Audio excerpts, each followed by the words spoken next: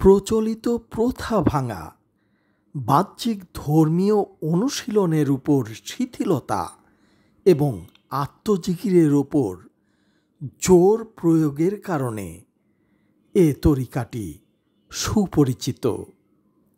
এটি প্রখ্যাত সুফি সাধক সৈয়দ বদিউদ্দিন জিন্দা শাহ মাদার এই সুফি তরিকার প্রবর্তক।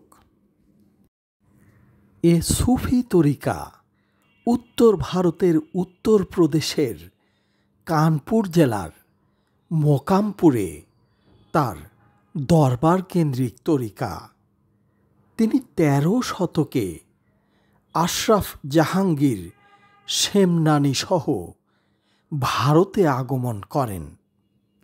মাদারিয়া তরিকা উত্তর ভারত, বিশেষ করে মেওকাত অঞ্চল, বিহার, গুজরাট ও বাংলায় জনপ্রিয় এবং সেই সাথে নেপাল ও বাংলাদেশেও জনপ্রিয় সুফি তরিকা।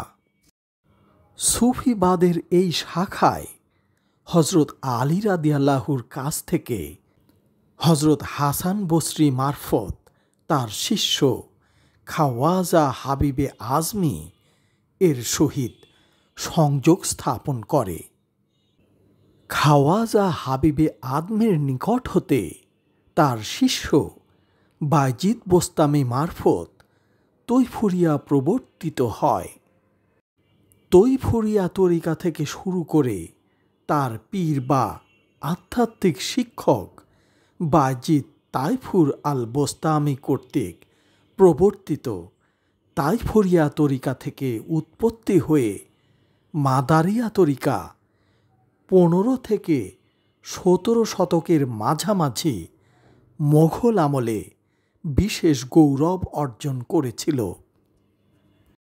এবং শাহ মাদারের মাধ্যমে ভারতের উত্তরাঞ্চলীয় এলাকা বাংলাসহ বিভিন্ন অঞ্চলে এ নতুন তরিকা ছড়িয়ে পড়ে।